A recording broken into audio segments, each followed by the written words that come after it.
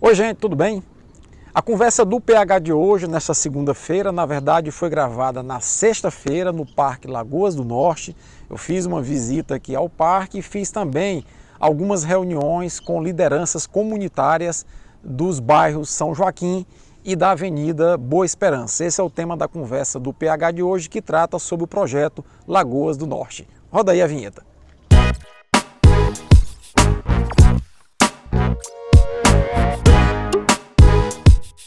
Pois é, pessoal, o projeto Lagoas do Norte, que é um projeto da prefeitura, ele tem as suas origens aí pelos idos de 2001, quando se pensou em urbanizar essa região da Zona Norte, que é constituída por 9 lagoas, né, que envolvem vários bairros dessa região. A cidade de Teresina, afinal de contas, nasceu aqui no século XIX. Pois bem, em que pese ser mostrado na grande mídia de Teresina e do Piauí as benfeitorias que foram feitas nessa região, como a urbanização das lagoas, a urbanização da área no entorno das lagoas, criando inclusive a opção de lazer para a população dessa região, uma outra parte é omitida nos meios de comunicação, que é a desapropriação involuntária de dezenas de famílias da região, sem que ocorra um diálogo com essas pessoas. Esse projeto ao todo ele está orçado aí na faixa de quase R$500 bilhão, foram 100 milhões da primeira fase e quase 400 milhões da segunda fase, dinheiro esse que é fruto de empréstimo junto ao Banco Mundial, junto ao BIRD e recursos inclusive da própria Prefeitura e da União, né? E nós iremos ouvir agora o depoimento de algumas pessoas relacionadas a esse processo de desapropriação, para que essas pessoas possam passar um pouco do relato e um pouco das dificuldades que eles têm vivenciado nesse momento. Há casos, inclusive, de pessoas que estão adoentadas mentalmente devido às pressões sofridas nesse processo traumático para algumas famílias dessa região. Mas isso eu cheguei aqui em 78. Em 78, através de um rapaz casado com uma prima minha, né? Pediu que eu comprasse esse terreno, para mim não, eu achava que não interessava. Não, mas não, compra, eu comprei. Quando eu terminei de comprar, eles têm que fazer a casa. Fazer a casa, porque senão... Aí eu fiz a casinha e morei aqui uns tempos sozinho. Aí, mais ou menos uns 6 meses, por aí casei. Em 79 eu casei. E vim pra cá com a família. E estou aqui até hoje. Rapaz, dá 40 anos, batido. Dá. O Rafael tem 39. A gente construiu filho, né? Família. E os amigos, né? Que a gente tem, que isso é uma coisa muito importante. Você imagina você sair, você morar 40 anos num lugar onde você conhece todo mundo. Eu dou exemplo de um acontecido aqui comigo. O carro passou aí e levou meu fio da energia. Eu chamei um eletricista, ele chegou e disse, não tem jeito. Mas vamos fazer uma gambiarra aí, mas vai precisar de um pau. Aí tu vai ver ali no tenente e pega esse pau e traz. Eu digo, mas para uma hora dessa o tenente não está lá. Ele disse, mas o tenente te conhece, tu conhece o tenente. Entra lá no depósito, pega, amanhã tu vai lá e paga. Isso eu fiz, né? Cheguei lá, entrei, não tinha vigia, entrei, peguei o pau, colocamos aí, resolvemos o nosso problema. Então isso são as coisas que o que se diz, o que é um conhecimento, né? Você mora 40 anos, você tem aquele conhecimento, você tem aquela amizade, né? Eu trabalhei a vida toda de carpinteiro, na construção civil. E minha mulher sempre tinha uma ideia, ela tem uma ideia de venda. Queria sempre, eu chegava, ela estava vendendo um carvãozinho aqui, vendendo uma coisa, não, mas é porque eu gosto e tal. Aí um dia ela me pediu, né, porque eu fizesse esse pontinho para ela, e em 2000 eu fiz esse ponto. E arrumei 100, dei 150 para ela, e desses 150 hoje ela virou esse pequeno comércio, né, um comérciozinho que a gente, de certa forma, ajuda na renda, né. Quando eu cheguei, que sempre como eu vivia trabalhando, quando eu cheguei em casa a mulher falou para mim, me assustei. Lá tem aqui como é que se diz, o selo da prefeitura, a casa está selada. O que é isso? Eu nem sabia o que é isso. Não, porque ela disse, pediu para entrar e botou esse selo aqui e disse que ia precisar de 6 metros. Mas não se preocupasse, que ninguém se preocupasse com isso, que eles iam indenizar. Eu digo, então, é porque vai passar a avenida, eu digo, não, se vai indenizar 6 metros dali do porte, aí tudo bem. Depois, quando eu cheguei de novo, já estava outra conversa. Não, ela disse que agora não vai indenizar, tem que sair. E aí, para mim, ela contou a história, para minha esposa, para outra vizinha já contou outra, para ali já contou outra história, oferecendo apartamento. E sempre as histórias nunca batiam uma com a outra. E aí a gente ficou esse negócio, né? Vai, não vai. Essa minha casa aqui, ó, tá varedada. Aqui a cerâmica não presta mais. Mas a mulher fica brigando, eu vou botar cerâmica. Eu tenho fé que a gente fica, mas ninguém também tem a certeza. Eles disseram que não pode mexer em nada, tiraram as fotos. Aqui não pode mexer em nada. Aqui se você mexer, vai ficar por sua conta. Então é isso aí. E já morreu. Já morreu o vizinho. Meu cunhado bem aqui tá doente. Um homem de 81 anos. Era saudável, trabalhador, tinha vazante aqui, vivia das vazantes aqui. Mas hoje está completamente inútil. E outra coisa que me intriga, que eu fico me perguntando, que eu já perguntei para um secretário do prefeito, ele disse, já eu falo com você, mas ele não falou mais não. É porque aqui eles querem tirar nós, que somos fundadores do bairro, e já colocou o grupo Frali, né? Aquele pessoal que é rico, né? E quando a gente fala, eles dizem, não, é porque o Frali já fizeram a casa dele recuada, a casa dele não vai. E não pode recuar a nossa também, se for. Porque ninguém é contra a avenida. A gente quer uma benfeitoria. Quem é que é contra fazer uma benfeitoria, né? Se vai melhorar o bairro. A gente é contra sair, moça. Ninguém quer sair daqui. Nós queremos ficar aqui. Aqui nós vamos ficar, né, Chico? Se Deus quiser. A nossa luta é para ficar. Bom, nós chegamos aqui finalzinho de 86 para 87. E, como eu lhe disse, era um bairro ainda muito virgem, vou usar essa palavra, figurado. Porque era carente de tudo, era ainda um bairro muito assim, precisava ser desbravado. Vamos dizer assim, pela modernidade, né?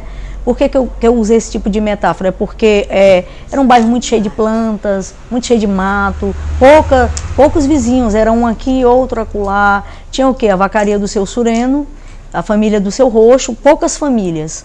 Na realidade, era um bairro ainda muito... As cercas de arame. Até porque as próprias construções naquela época ainda era um modelo muito antigo e muito precário em relação ao que está hoje. Mudou totalmente a estrutura do bairro, mas quero salientar bem que a estrutura do bairro hoje existe pelo esforço da própria comunidade, sem nenhuma ajuda da prefeitura. Se a comunidade hoje está com essa cara, que é diferente da cara antiga, com as casinhas bem simples, um modo bem simples, mato de um lado e de outro, eu tenho foto que comprova isso, como eu disse que eu estou falando, então a gente vê que a realidade hoje é com esforço, essa comunidade é guerreira. Se as casas estão como hoje estão, se tem pessoas que vão à universidade estudar, é porque por próprio esforço. Realmente foi um bairro muito aquém da prefeitura, a prefeitura nunca teve esse cuidado com o bairro aqui, principalmente em relação à Avenida Boa Esperança. A gente vê muitas coisas boas pro lado de pessoas que têm um poder aquisitivo melhor. Aqui na comunidade, para cá, para a Zona Norte, parece que eles fazem questão de deixar o pior. Hoje eles estão querendo mudar um pouquinho, maquiar um pouco, porque, com certeza, a PMT deve ter lá os seus objetivos, né? E deve ter, vamos dizer assim, o lucro, que eu penso, em cima daquilo que eles querem produzir, não trazendo a realidade da comunidade. É uma comunidade guerreira que tem essa cultura, que tem ceramista, né? Tem pessoas que cozinham muito, outros tem muitos vazanteiros, né? Tem professores, enfim, tem tudo. Em termos religiosos também, a Lúcia mesmo, a própria Lúcia é umbandista, eu sou evangélica, o Francisco é católico, né, Francisco? Minha mãe é evangélica e assim vai, é diverso. Mas é uma comunidade muito rica. É bom ter uma coisa que não se compra. Porque você sai, o vizinho sabe que você saiu. Se eu sair e perguntar para a irmã quem foi, ela sabe me dizer. Ainda tem essa da minha mãe sentar na porta, ainda tem essa do vizinho sentar na porta, né? Ainda tem essa aqui, uma coisa que eu acho linda da gente é o quintal da gente. A gente vê a natureza viva. A De noite, Teresina é muito quente, mas para cá, devido à preservação que a própria comunidade preserva, para mim, eu tive analisando como os rios de Teresina estão, essa parte aqui está mais preservada, eu sempre disse isso, já tive a oportunidade de dizer outras vezes, é porque os moradores em si preservam. O meu irmão, juntamente com a família do Seu Roxo, o Dedé trabalhou replantando o rio aqui, nós temos prova, meu irmão mais velho. Na época que ele estava desempregado, tal, que ele tinha vários empregos, mas ele quis replantar a beira do rio. Então, assim, como já vai fazer 35 anos que a gente mora aqui, eu vi muita coisa. Eu vi esse rio mais limpo, eu vi como a comunidade se esforçou para replantar as beiras do rio, para preservar, e preservam até hoje. Então, isso é a cara da comunidade. Não se pode tirar uma árvore antiga e mudar ela de lugar, porque simplesmente eu quero colocar em um determinado local, não.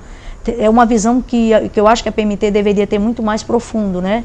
E falando até mesmo por parte técnica, tem que ter pessoas que nós temos que ver em relação à própria comunidade, que possam comprovar tecnicamente, não só o que a comunidade fala é verdade, porque se você for falar com outro morador, ele vai expressar com outras palavras o que eu estou expressando, mas o mesmo desejo de querer permanecer na comunidade, né? De não sair, como eu digo, eu não vou sair.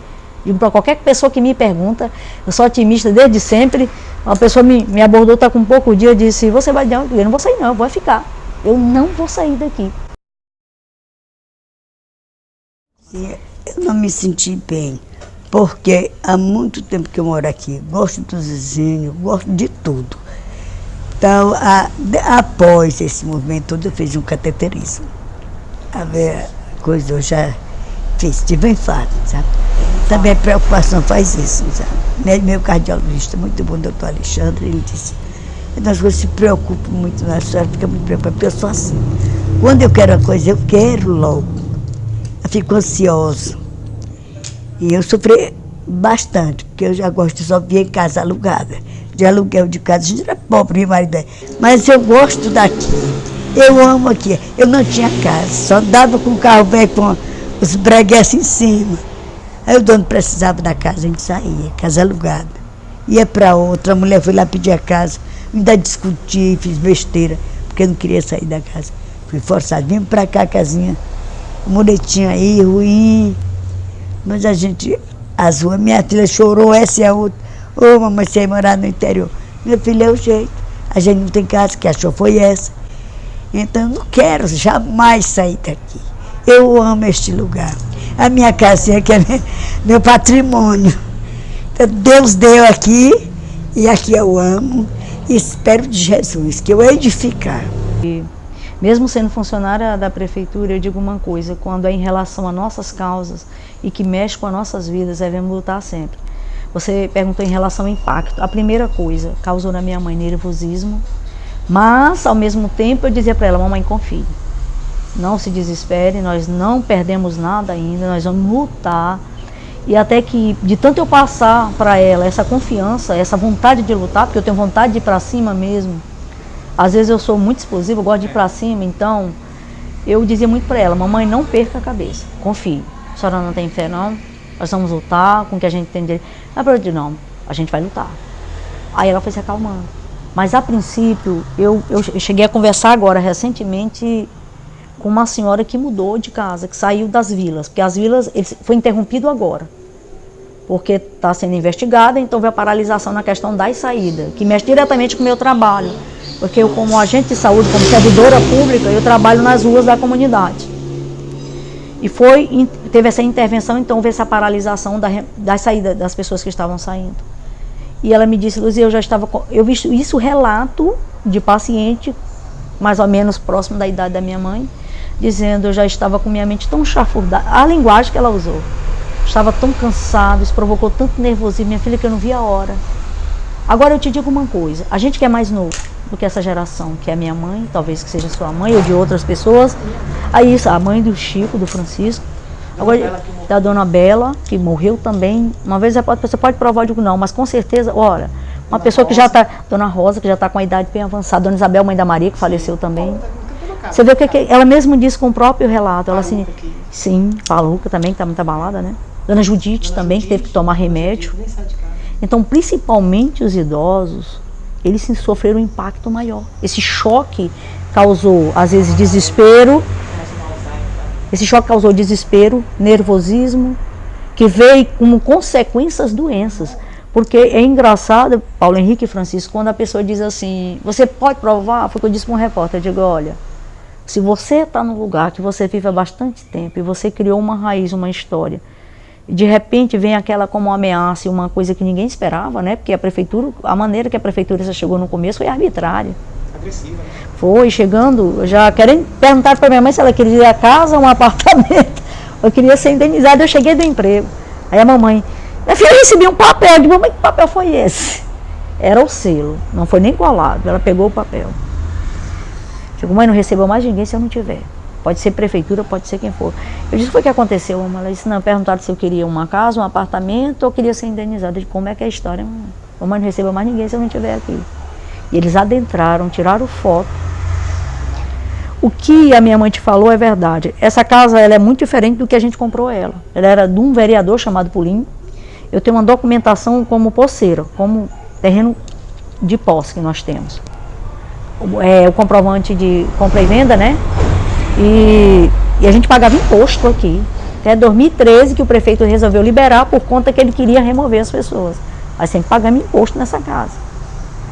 Aí nós fomos investindo dinheiro, alargando ela, crescendo ela. É toda uma história. Se a gente pegar as fotos antigas, Paulo Henrique, comprova essa nossa história para hoje.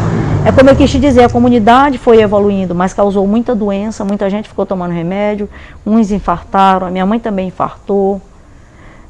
Eu acho que tudo isso gera uma consequência. Consequências negativas, mas ao mesmo tempo eu vejo dois lados da coisa. A luta, ela te faz crescer. O desafio te faz ir para cima, te faz você evoluir. E a comunidade aprendeu a lutar. Peraí, nós temos cara, nós temos voz, certo? E isso aí nos fez unir. Ô fulano, tu vai para a reunião. Ô fulano, vem cá. Eu mais a Lúcia cansamos de bater perna nós duas, rapaz. Tirando foto assim do início desse projeto do Zilda Arnes. Cansamos de ir em vários locais. Eu corri muito com essa Lúcia. Muito, muito, muito. Por isso que eu falo a nossa luta. Porque o que eu tenho lutado, eu estava dizendo para minha mãe e para minhas irmãs, a Paula, eu digo, olha, nós estamos já com 5 anos de luta. De 2014 para cá o negócio arrochou. 2014, chegando a 2015, aí 16, 20 anos, bom, 5 anos de luta, Paulo. Eu sempre acreditei. Você sabe o que é você... Eu vou só lhe dizer uma coisa. A Bíblia diz que a fé é um firme fundamento das coisas que não se vê visivelmente, mas se espera e acredita. Então eu acredito que eu estou pela fé nessa luta, porque eu sempre acreditei, sabe? Eu sempre achei que tem uma esperança. Sempre que alguém me perguntou, eu digo, nós vamos ficar. Sempre desde o princípio, porque não é só questão de você ter a fé, mas você lutar, orar e agir. É você ter fé, mas também você agir, você entende? É você ir para cima, é você participar das reuniões, é você ir para as audiências, como nós fizemos, para as manifestações, que a família do Seu Rosto sempre esteve muito presente nisso. Então nós acreditamos nisso. E acreditamos assim como eles também, que como representa, vamos dizer assim, uma representação que hoje o Centro de Defesa tem, para representar a comunidade, né, o Centro de Defesa, mas como também o próprio morador, ele tem voz para dizer aquilo que ele pensa, que ele acredita e que ele quer. E da primeira vez que o Banco Mundial veio aqui, aliás, que esses dois funcionários, a Ramani e o Sérgio, nós tivemos reunião lá no Rio Puti e também fomos fazer essa reunião numa casa aqui, onde eles ouviram da própria comunidade, aquilo fortaleceu muito a segunda vinda deles aqui. Eles ouviram que não foi uma manipulação. Eu achei interessante que cada morador se levantou, foi ao microfone e disse, eu não quero sair, eu vou ficar aqui. E foi começando a dizer, olha, o novinho mesmo, parente do Francisco aqui, ele disse, o companheiro de guerra aí de luta, ele disse também que ele conseguiu ir para a universidade, mas ele plantou muito feijão, né? Sim. Muito feijão na beira do rio. Muito, lutou para chegar na universidade, chegou exatamente para poder pagar as xerox, pagar passagem, etc. Quer dizer, a gente vê uma história rica e eles ficaram encantados quando eles viram que saía verdade. Porque quando sai verdade do morador, você pode ir para outro, a verdade ela bate. Não é uma coisa vaga que você diz uma coisa aqui, quando é uma coisa enfeitada, comprada, manipulada, porque às vezes quem tem maior poder de manobra e de lucro financeiro, né, em cima, pode manipular uma mídia ou outra coisa. Mas quando é a própria comunidade, você está vendo aqui, Paulo, como o Francisco, você pode ir em outra comunidade que ela vai dizer a mesma coisa, mas com outras palavras, mas os relatos eles vão acabar batendo um com o outro. com veracidade, né? Vão ser coincidentes. Por quê? Porque é o desejo da comunidade a ficar. Eu creio, rapaz, e eu vou lhe dizer uma coisa, inclusive você, Francisco, qualquer um. Quando nós tivermos essa... Eu digo, sempre digo, eu uso um termo bíblico, que eu digo que o Senhor vai dar a cabeça desse gigante nas nossas mãos. Gigante porque é uma comunidade lutando contra um órgão, né? PMT. Eu disse que nós vamos fechar essa rua aqui, eu quero dar um grande culto com comida e bebida e a gente vamos ler a palavra bem aqui. É uma coisa que eu quero fazer para agradecer a Deus, porque eu creio que nós vamos ter essa vitória nas mãos. Vai ser a primeira vez, eu sempre digo para o Francisco, digo lá para minha chefe, porque eu já vi minha chefe dizer, eu digo, não, nós vamos ficar, nós vamos vencer. Vai ser a primeira vez que uma comunidade vai vencer o APMT aqui em Teresina. E vai servir de referência para muitas outras. Porque além de uma família acreditar, outras pessoas acreditaram. Muitas pessoas abraçaram. Uma pessoa só não vai vencer a guerra. Vai ser uma comunidade vencendo a guerra. Isso vai entrar para a história, viu? Vai entrar para a história de Teresina. Pessoas que um bandista, um evangélico, um católico, outro fulano, o Luan também que abraçou, não foi? A Isabel, muita gente. Então é muito rico esse movimento, Paulo. Ele não se restringe, sabe? E agora você também está nessa guerra.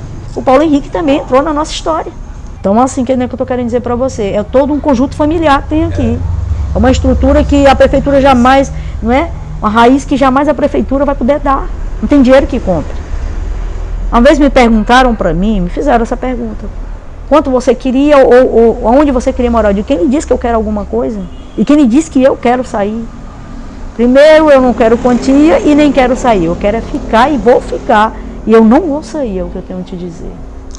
E, gente, a conversa de hoje, então, foi mais assuntar o relato dessas pessoas que estão incomodadas com essa desapropriação. São pessoas que estão ocupando a região aqui há décadas, há casos de pessoas que estão há 50 anos morando nessa região e que a prefeitura não teve o cuidado de fazer um diálogo prévio com essas famílias em torno desse processo traumático que é a desapropriação involuntária. De todos esses depoimentos que a gente está observando, fica claro que não há, da parte da prefeitura, um diálogo ou não houve um diálogo prévio no planejamento de como executar esse importante projeto para a urbanização da cidade com essas famílias. Essas famílias estão sofrendo, essas famílias estão traumatizadas, estão se sentindo pressionadas, né, e estão resistindo. Elas estão resistindo e reagindo a essa pressão e a união entre elas é talvez a sua maior arma, a sua maior força. Foi dessa união que, inclusive, uma comissão do Banco Mundial veio a Teresina e resolveu instaurar essa apuração de como está sendo feita essa desapropriação e de como os recursos estão sendo aplicados nesse projeto. Tá? Então desejo a vocês um forte abraço e até a próxima conversa do PH.